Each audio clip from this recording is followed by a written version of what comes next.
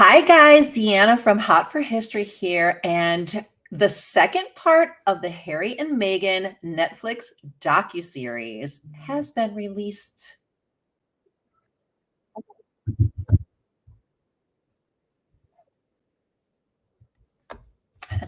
Little overflow there. Sorry. So the second part of the Netflix Harry and Meghan docuseries has been released, and it is quite a doozy. It is very intense, and there seems to be this focus really on Harry and his brother Will. I mean, they go through many things that we're going to talk about, but I have about 8 different takeaways that I want to discuss with you. Um, and I just found it very, very fascinating. So, at the core of this is that the first 3 episodes were like, okay, they didn't really say anything really awful about the royal family, but now they tie the press and the royal family together and specifically talk about Will's office, Will and Kate's office, meaning their communications department, and Harry and Meghan's sort of splitting. And according to Harry, their role is to create decent press, make sure there's always stories regarding the royal family and specifically the principles that they are discussing and talking about in the press at all times. So I have 7 or 8 things I want to say about it. I will say personally that I kind of came in here as more of a critic, as a hate watcher, as somebody who is like a curious. I was just curious.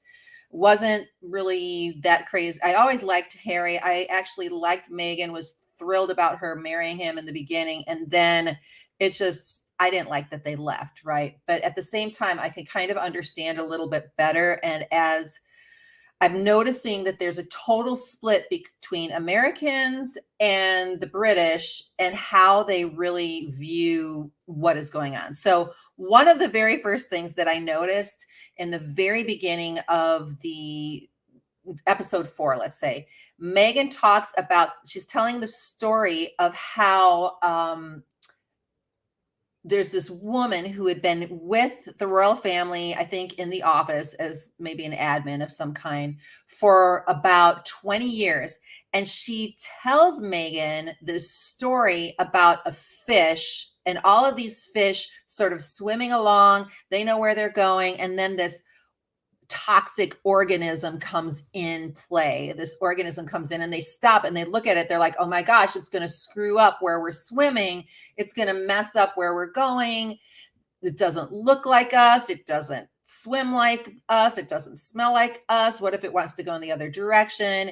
And she was saying that this is what this woman was kind of comparing her to. And then she eventually said, but don't worry, eventually they'll get used to it and they'll understand that that organism, meaning Meghan, is actually good for it and it will be an amazing thing. So I thought that was really interesting. And oftentimes I think, I wonder if they had stayed in their positions and just still pressed and sort of fought back as far as what they wanted, if things would have been very different. So that's one thing I did loved sort of like the wedding footage, the family footage with Harry and Archie. That was really sweet. They had a lot more baby pictures, which was really fun. And so there were all these. There's a lot of good things, but here's one thing that Harry implies, and this is a big deal. Harry implies that Prince William fed negative stories to the press. So Prince Harry and Prince William, they kept most of the details to their, estranged relationship, which has been going on for years. We've always wondered, okay, like, are they talking? Are they not talking? But in this episode 4, Harry gets really honest as far as where they stand. And he says that tensions began when Harry and Meghan split, like I said, their offices. They split their offices between each other. So there were 2 different offices, which meant that they had different communications directors. And so he also said that he always had an agreement with Will that they would never spin things the way that he saw his father's office spinning it. So he says, I've spent 30 years experience I have 30 years of experience looking behind the curtain and seeing how the system works and how it runs.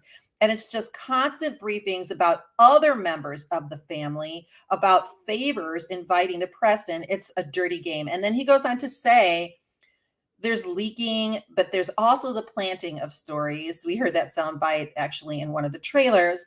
So if the comms team want to be able to remove a negative story about their principal, they will have to trade and give something about someone else's principal. So the office ends up working against each other. This is very questionable. And I'm noticing that I'm seeing people that are in the press saying they're just being honest. They're like, look, we're paparazzi. If we had two negative stories, we would play them both. We're not trading one for the other. That's what they're saying. But then Harry goes on to say that he and his brother promised that they would never play that game with each other. They just wouldn't. And then he says that William did not follow through on his promise. So Will and I both saw what happened in our dad's office, and we made an agreement that we would never let that happen in our office. He says, but that happened. And then he goes on to say, I'd rather be destroyed in the press than play along with this game or the business of trading. And to see my brother's office copy the same thing that we promised the two of us would never, ever do, that's heartbreaking. So then he expands on things in episode 5, explaining that William's commitment to his royal duties kept him from really seeing Harry and Meghan's side. He just really talks about, Will is very much entrenched into the institution. So my take on so much of this is that, they talk about family business and the family. And obviously, if you're the future king, like Will is, yeah, you have kind of more of a balance in that regard. But it seems to be like this theme that's sort of running in and out. And he goes on to say, the saddest part of it was the wedge created between myself and my brother so that he's now on the institution side. Part of that I get, the Duke of Sussex says, that's his inheritance. So to some extent, it's already ingrained in him. That part of his responsibility is the survivability and the continuation of the institution. So he's basically letting us know, and I can see this. I mean, I don't think any of us have a way to sort of reference this, but I totally can see how there could be that conflict. And it would be a problem if you want to just be your brother's friend and all of a sudden he's acting like the king. How do you divide that? But at the same time, what I question is, yeah, we all have these problems, but we don't necessarily bring it out to the press. So my question still remains, like, why did Harry have to bring it out, into the open? And this specifically, it's like they're trying to defend themselves. So, and then he says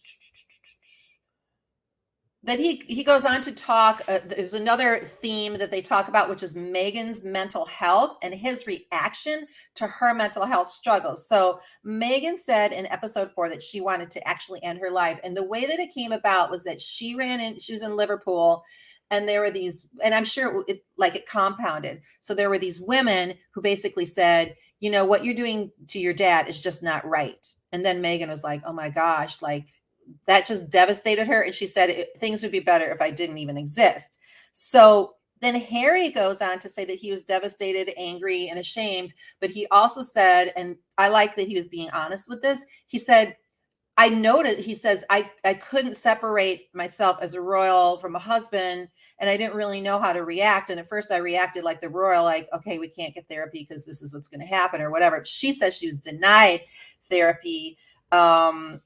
He just says that he hates himself. He says, I didn't deal with it particularly well. I dealt with it as institutional Harry as opposed to husband Harry. And what took over my feelings was my royal role. Harry says, I'd been trained to worry more about that. What people are going to think if we don't go to this event, we're going to be late, all of that. So he was just very focused on him being a royal. So, and then Meghan added to that, I wanted to go somewhere to get help, but I wasn't allowed to. Like, she brings up this theme a lot. Like, I guess, I mean, for me, like, I'm pretty bossy. And I think that she's really bossy. Like, if I really needed the help, I would probably say, "I'm sorry, I would probably push a little bit more," but maybe she did push and she was just wanting to be, the good princess or the good, you know, bride to a prince. So, and he said that the royal family did know how bad it was, but they thought, why couldn't she just deal with it? As if to say, well, everybody else has had to deal with that type of scrutiny, so why shouldn't she? And I do think that it was probably worse for Meghan because we're not, as Americans, we're not raised like in this. We're like our whole freedom thing is in our DNA, and like if we really get to the core of it, like we are fascinated by royals, but our entire country broke off from that with George the Third. We're like, no, sorry, this is our country. We're not bowing to anybody. So even though we may not think about it, it might be more difficult for us to be more compliant. I think I'd like to play the game. I think I could curtsy and stuff, but I also think that if somebody said to me, I'm sorry, you can't get a therapist or you can't invite your niece, yeah, I'd have a problem with that for sure. Okay, so Harry claims William screamed and shouted at him, and I'm really curious to hear from all of you guys. Oh my gosh. Okay, hold on. I'm curious to hear from all of you guys whether you think screaming, I'm sorry, I didn't have the comments there. I didn't think any of you guys were there. Do you think shouting and screaming at your brother is a problem? Because I'm going to be honest. When I heard him say that, I thought, oh my gosh, that's really petty. Because if you come to my house or some of my friends' house, brothers are all like people are yelling at each other. They're yelling. So now I understand that's probably a very, very American reaction of mine. But I mean, is it just me? Like, I don't know. I don't think that I would think that you can't have it both ways. You can't have they're so formal behind closed doors, like they said in one of the earlier episodes, and yet Will gets behind the scene. He's like, I'm not being formal. I'm going to tell my brother what the heck I think. So it's like he contradicts himself. He talks about institutional gaslighting a lot, but he does the same thing. Now, I really like Harry in general. I'm just saying that that's an observation I made. So it's shortly after that. So the couple had announced plans to step back as working senior royals in January 2020. Harry met with Prince Charles, who's now King Charles, William, and the Queen to hash out the details of their exit. And then he says this, he says, it became very clear very quickly that goal was not up for discussion or debate. It was terrifying to have my brother scream and shout at me and my father say things that just simply weren't true. And my grandmother quietly sit there and sort of take it all in. Now, the one thing that I will say about Queen Elizabeth II, like he was implying that she wasn't thinking clearly and stuff. And I think that that's kind of insulting because she was so sharp, for so many years. So I just think that I have many more of these, but I'm going to run through in a second. I'm just looking at your questions.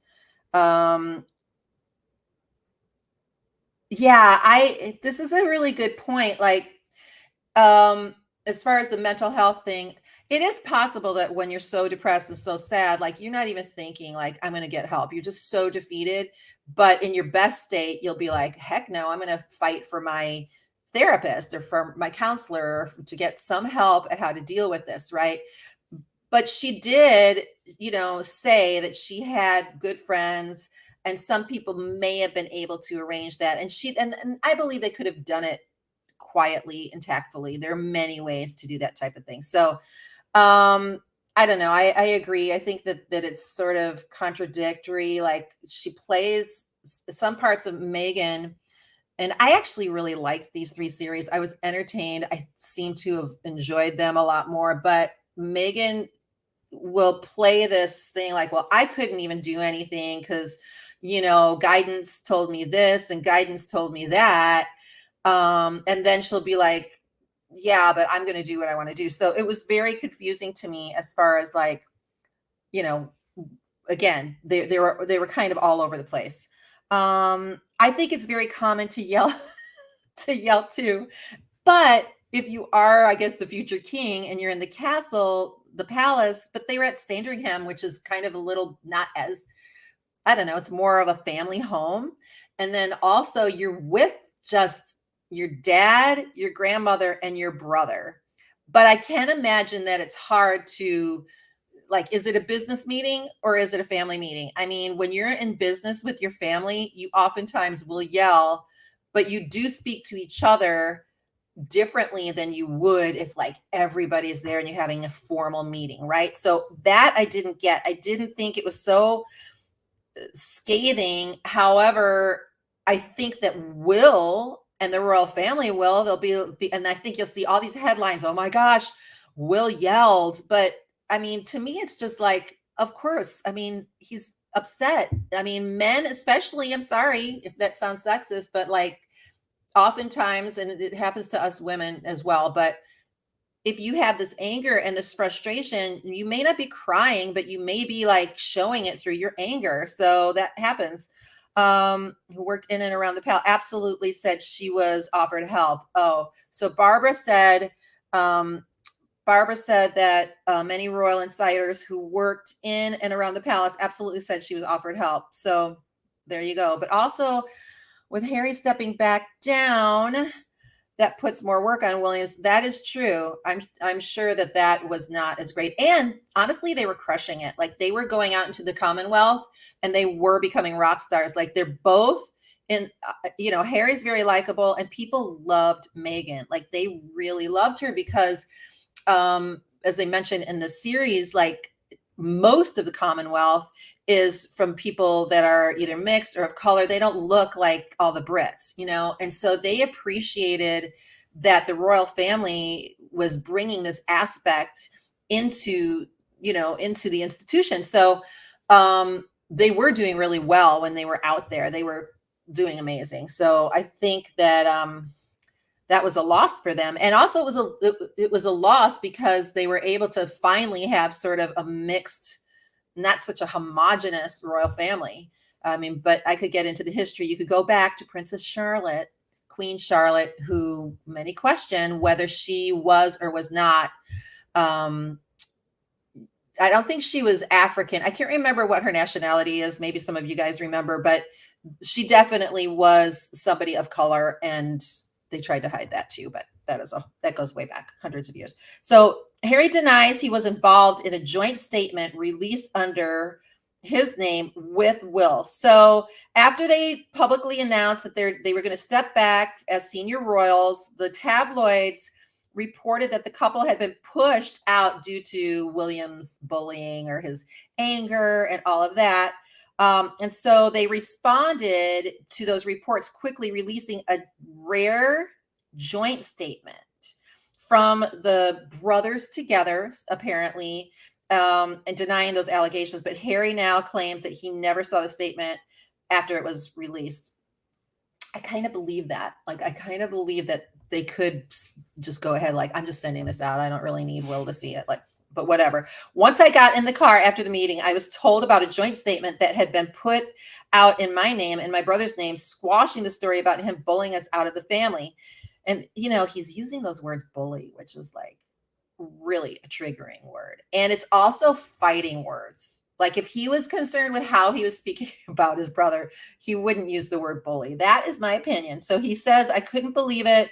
No one had asked me permission to put my name on the statement like that. And I rang Em and I told her, and she burst into flood of tears because within 4 hours, they were happy to lie to protect my brother. And yet for 3 years, they were never willing to tell the truth to protect us. Okay. So what do you guys feel? What do you guys feel about that? Like, see, here's the thing. I do believe that, all of these royal offices for their communication, their PR teams, they're there to like create stories that will, sell or make them look good. That's probably why they never complain, never explain, because they want to be able to control the statements and then give that to the press. So the big question through this entire series is, the theme is, okay, the royal family basically are the ones that are sneaking those stories out. And what they did was they intentionally tried to destroy Meghan. Now, I've watched this whole series going, I none of this makes sense. Like, what's the real thing? Like, I enjoyed watching them at home. I mean, they made it look like so great, right? And so I'm one of those people that's sort of in the middle, but I can't stop noticing the hypocrisy and the lies. But I also don't think the royal family is all that innocent. I think it was King Charles who actually hired his new PR person is from, I think, the Daily Mirror. So I think that's really interesting. Okay, so I'm going to read a little bit more. Yeah, Meghan is Meghan and Diana was Diana. Yeah, and that's the thing. It's like when people are like, "Oh, Meghan wasn't Diana." Yeah, Diana was very much beloved and amazing, but Meghan, I think it was just hard to come in there. But I'm just one of these people that just fights really hard perseveres through some hard stuff, and I just in my mind I keep thinking they could have kind of accomplished what they wanted to accomplish within the confines of the royal family. But, that's my naivete. I don't really know because then Harry says that the royal family lost out on the opportunity of having Meghan and he go into the Commonwealth, which they wanted to do. So who cut who off? Like, I mean, who did that? So, okay. So here's a couple of fun things. Tyler Perry is actually Lilibet Diana's godfather. Okay, I'm a huge fan of all of the Medea movies. Like huge fan. I laughed hysterically. I loved the movies, watched them with my kids.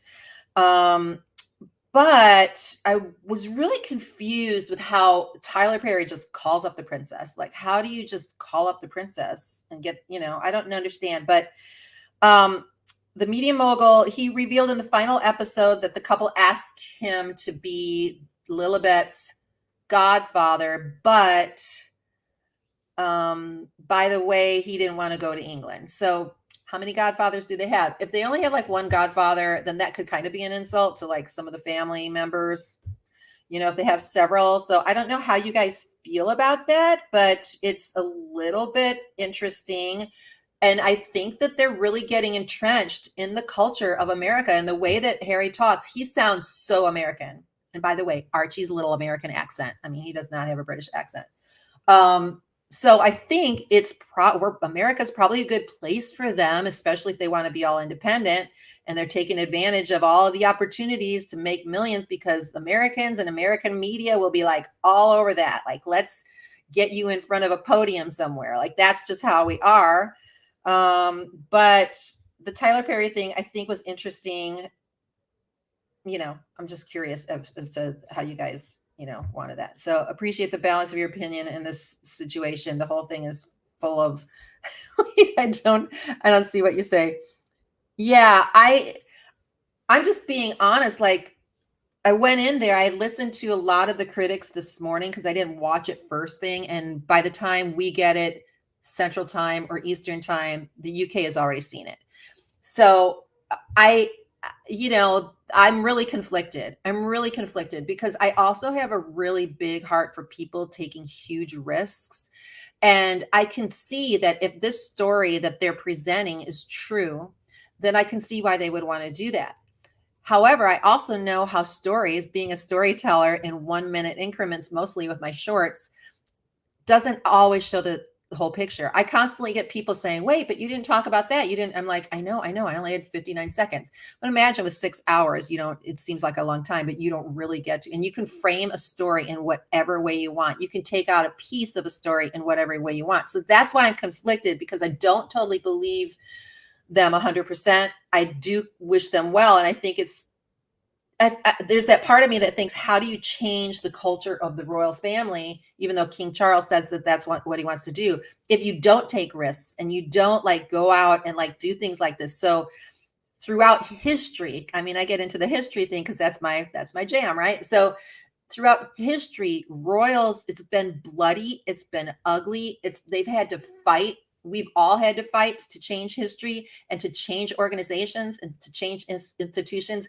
It's never graceful. It's never peaceful. It never is like that. So this is just another, like we're seeing a mess, like a hot mess, but in the end, will them making these bold decisions actually cause the royal family to kind of look at themselves and say, hey, and then on a personal level for Harry and Meghan, will they maybe look at it inside of themselves and maybe say, okay, we want to do this, but maybe we could have done X, Y, and Z better. Who knows? But I don't know. Like I'm really, my attitude is that I think for sure that they're going to do really great in America, even though, I don't know if any of us are totally sold. We need more explanation. We need to know a little bit more.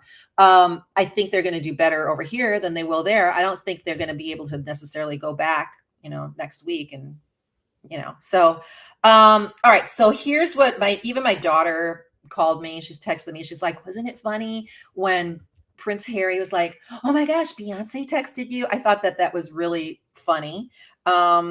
And then it's the other thing. It's like we all think that all these celebrities know each other, but does Beyonce just have your number and text you? But anyhow, Meghan shared that Beyonce casually texted her the day following their big sit down with Oprah, commenting that she was brave for speaking the truth about the royal life. And then he said, well, what exactly did she say? And then she said she wants me to feel safe and protected. She admires and respects my bravery and vulnerability and thinks I was selected, meaning like you're ordained, to break generational curses that needed to be healed. So, I mean, okay.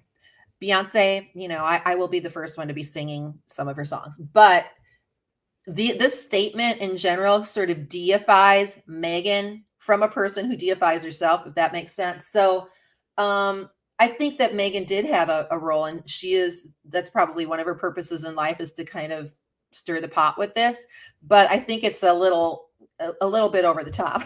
So, but I do think that she, that's her role. That's her role in life. I mean, they are creating change. They are creating awareness. They are becoming famous. They're becoming even more famous because of negative press. And while they're telling other people they're gaslighting, and yet they're using the press in order to get the fame and tell the story. So it's one of these catch-22s. You got to use the press in order to get your story out, but the press is the story. So it's complicated. Okay, this is like the seventh, I think one of the last things that I was going to talk about. The couple's tabloid lawsuit may have led to Meghan's miscarriage, which is so sad. I can see how that could happen. I mean, you can't blame the lawsuit necessarily, and you can't, like Harry said, you don't know for sure, but I mean, this thing went on for years. And the lawsuit, just for those of you who don't know, was that they had somehow the press had gotten hold of a letter that she tried to get to her dad. Now, my question is, why don't you just call him? But I think he wasn't answering the phone. I think that's why. So, so she writes this 5-page letter. And what I have noticed about Meghan is that she's actually a really good writer.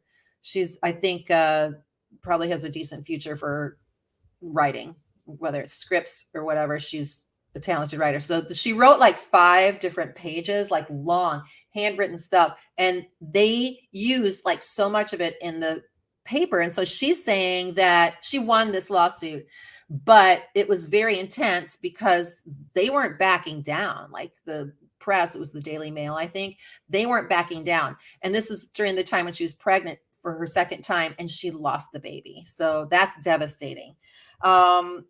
So he says, I believe my wife suffered a miscarriage because of what the Mail did. I watched the whole thing. Now, do we absolutely know that the miscarriage was caused by that? Of course we don't. But bearing in mind the stress